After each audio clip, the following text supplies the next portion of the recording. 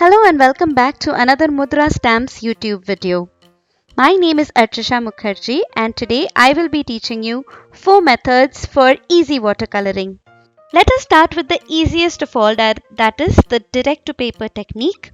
Here it exactly means what it sounds like, that is you directly swipe the ink pad onto your cardstock. This is a very easy cheat for people like me who are not very good at watercoloring.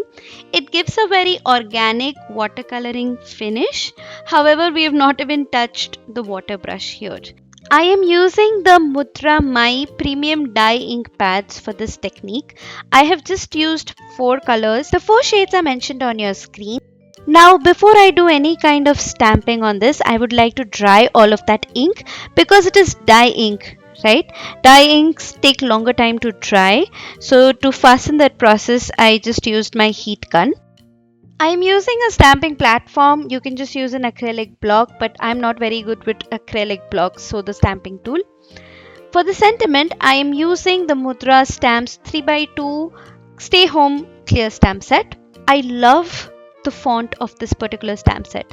I'm stamping with some VersaFine Onyx Black ink because it is a waterproof ink. To finish off my bookmark, I'm going to add some Mudra Radium Green Couture Sequins. I love the sequins. I've said this a million times.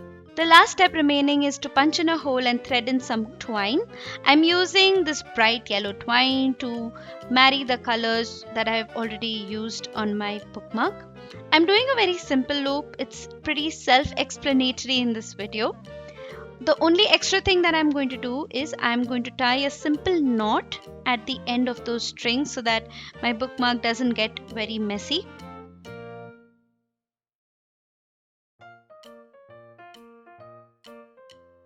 And that's about it. You see, if you have great color combination, you don't need much hard work. I just used about 15 minutes to make this bookmark. And probably this would be your favorite amongst all 4. Next technique is also direct to paper but with a stencil.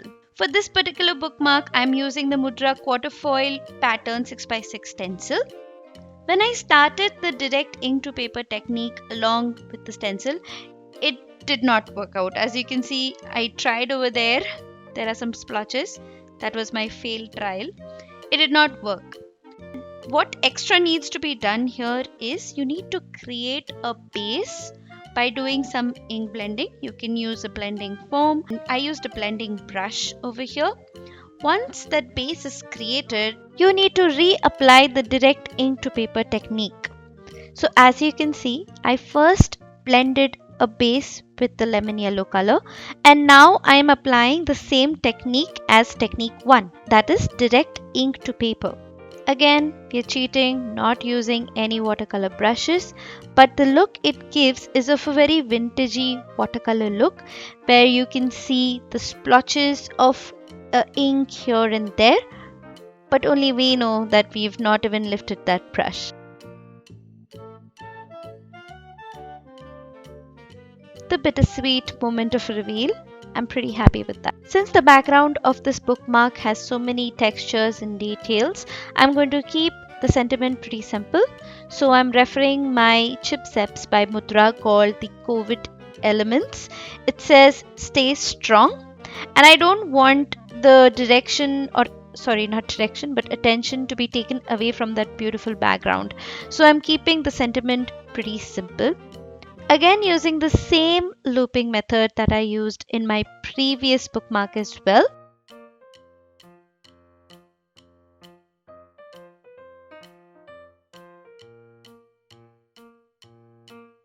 For final touches, I'm adding some glossy accents on my chipset, that is my designer chipboard piece, as well a few drops here and there. I just couldn't control myself because I love the shine and sheen that glossy accents adds to my project.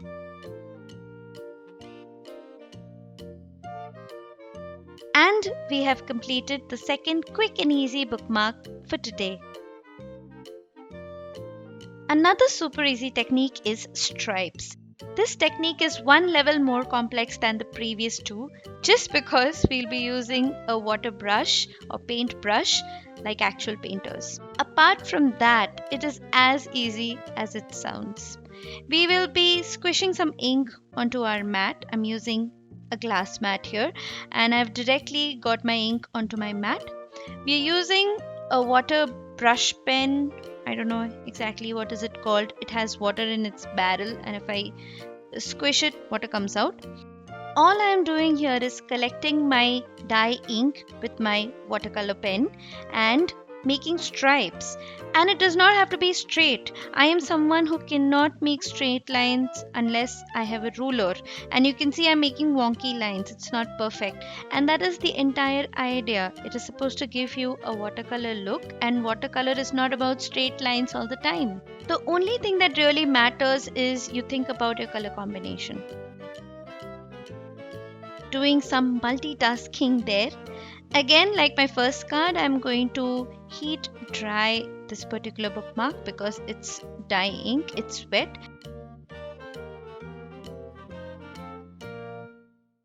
I wanted to add some extra pizzazz to my bookmark, so I'm using Pink of Stella shimmer brush pen, just making an inception of stripes here. Trust me, it is more glimmery in real life. I don't know why the camera did not pick that. I am using the sparkle die as well as sparkle stamp set for this particular bookmark. From the stamp set, I would be using the sentiment "Don't let anyone dull your." I will be stamping the sentiment with VersaFine Onyx Black ink because that is a waterproof ink. I have die cut the word sparkle from thick white cardstock as well as silver mirror cardstock. I am going to layer both of them and then stick that entire die cut onto my bookmark. This gives a little more dimension. So the entire sentiment reads now as "Don't let anyone dull your sparkle." Since this bookmark talks about sparkle, I kept the sparkle pretty minimal by only using some mirror cardstock and Wink of Stella shimmer brush pen. I have looped the satin ribbon in the similar fashion as I did for the previous two bookmarks, and our third bookmark is ready. So now the last technique for today. I like calling it blobs and stamping because I don't know if it has any technical word, but it's basically making blobs and then stamping on it.